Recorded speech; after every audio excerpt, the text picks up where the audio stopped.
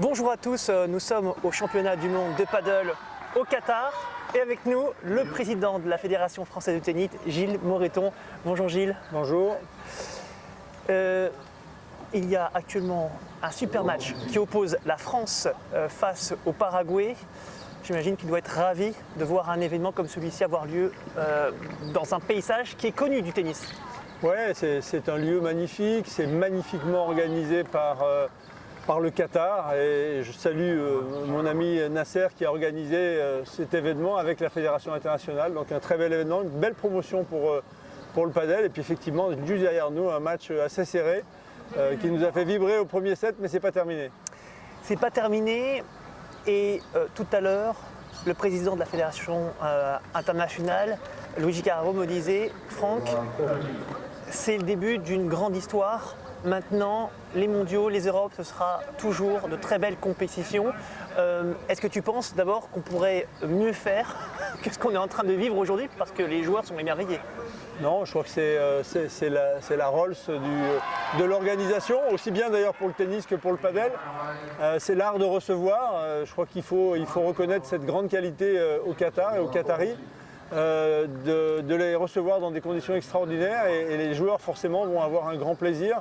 Là, le standard de qualité est monté par rapport aujourd'hui à la notoriété du paddle qui est grandissante.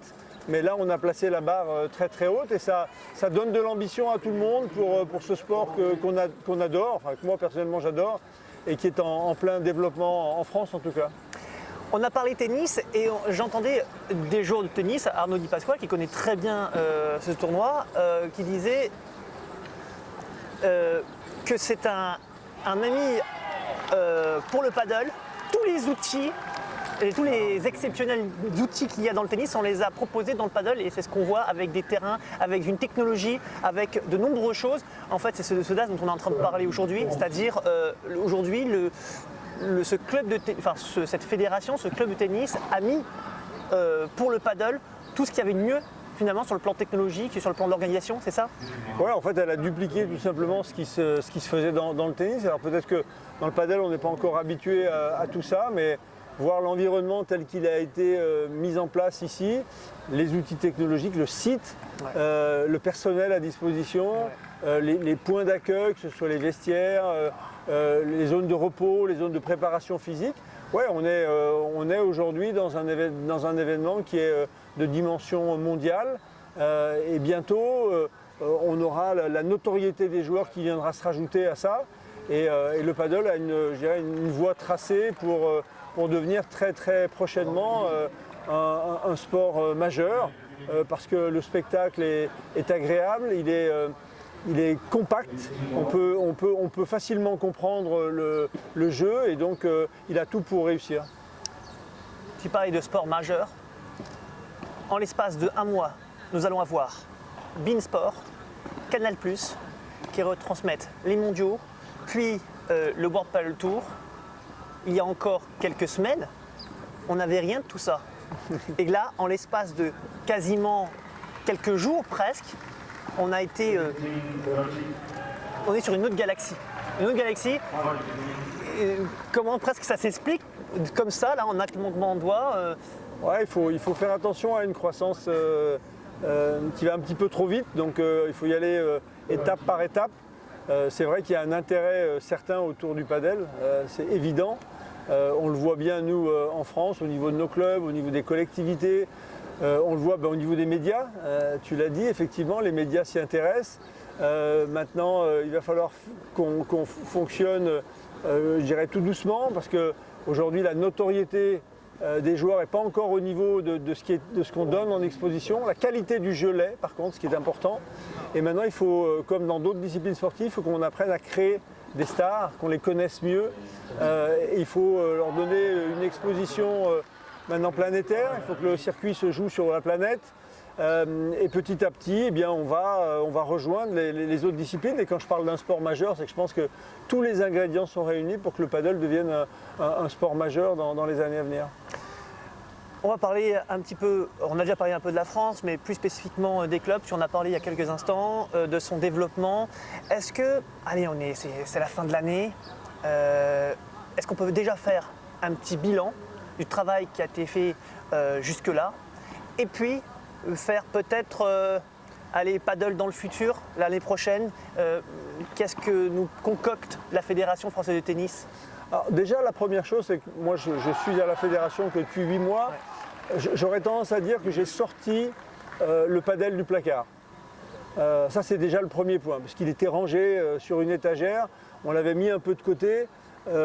C'était une pratique comme d'autres à la fédération. Je peux parler du beach tennis, je peux parler du paratennis. Et nous, on a vraiment voulu mettre l'accent dessus et se donner les moyens. Les moyens, c'est déjà effectivement recruter un chargé de mission avec Arnaud Di Pasquale.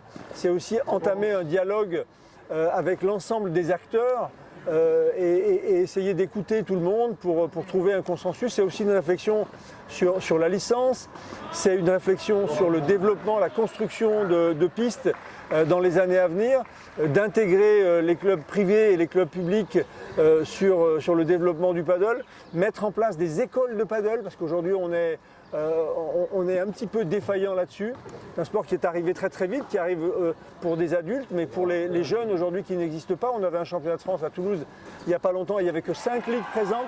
Donc ça veut dire qu'on a un travail considérable. On connaît le modèle, puisqu'on a le modèle dans le tennis, mais maintenant on a à construire avec de nouvelles équipes. Il ne faut pas déshabiller le tennis pour habiller le padel. C'est-à-dire qu'on est en phase de recrutement, de développement de ce sport. Et on a en tout cas la volonté. Donc on a marqué un certain nombre de choses. Il y a des choses en prévision. On annoncera, je pense, d'ici quelques mois, un plan de développement complet autour du paddle. On précisera un petit peu tous ces points-là. Mais d'ores et déjà, on a beaucoup avancé. Puisque pour nous, c'est à la fois le développement de la pratique, donc c'est le paddle pour tous, permettre au maximum de gens de profiter de cette pratique-là. Et puis derrière, avoir des événements majeurs. Je crois qu'on se bouscule un petit peu actuellement. On a envie de voir du paddle un petit peu de partout. Voilà, il faut structurer. Et même au niveau international, il y a besoin aussi de structurer. On a du mal à comprendre. On a du mal à saisir un petit peu ce que font les différents acteurs. Donc voilà, c'est un sport émergent qui mérite de prendre son temps pour se développer. Allez, dernière question. Tu as parlé des écoles. J'ai envie de... C'est lié, de la formation. Là, on parlait du futur. Dès l'année prochaine, on va mettre en place des formateurs avec un diplôme officiel. Tu as parlé à un moment donné des licences. C'est vrai que c'était un sujet dont tu as parlé dès le début. Ouais. Comment les choses, est-ce que ça va arriver prochainement en termes de deadline? On en est où tout est déjà en place. Tu parles de formation, on a déjà une formation en paddle. Ouais. Donc déjà, il faut arriver à trouver des référents dans chacune de nos ligues. Il y a des ligues qui sont en retard parce qu'on n'a pas trouvé la personne référente. Et c'est valable pour d'autres activités, donc ce n'est pas propre au paddle. Il y a des activités de la Fédération française de tennis qui se développent plus ou moins bien dans certaines régions. Le deuxième point, c'est effectivement la réflexion sur la licence. Ça va être une obligation. Et donc, il y a un certain nombre de choses qui ont déjà été proposées en Conseil des présidents de ligue, au Congrès fédéral. Donc voilà, on est sur une phase de préparation. Derrière, il y a des échéances statutaires dans une fédération. Il y a une assemblée générale. Derrière, il y a des points à évoquer, à partager. On a mis déjà ces sujets-là sur la table. Ils sont au débat. Et derrière les débats, on vote et ensuite on applique. Alors allez, j'ai dit dernière question, mais j'ai menti, mais ça va être une question plutôt sympa et c'est une question de parfois on a des questions sur les réseaux sociaux et il y en a une qui revient parfois à quand Gilles Moreton sur un terrain de paddle et sur le circuit français. Voilà. Alors d'abord sur un terrain de paddle, vous m'y avez vu peut-être pas sur des photos, mais très souvent. Tournoi, tournoi, non. Alors, compétition, je pense que vous ne me verrez pas en compétition. J'ai décidé à la fois pour le tennis, mais pour d'autres activités d'arrêter la compétition.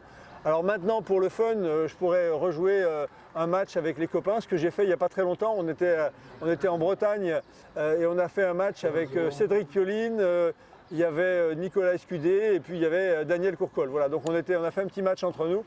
Ça, je le ferai avec grand plaisir. Merci beaucoup, Gilles. Super. Merci beaucoup, Merci. Gilles. Merci.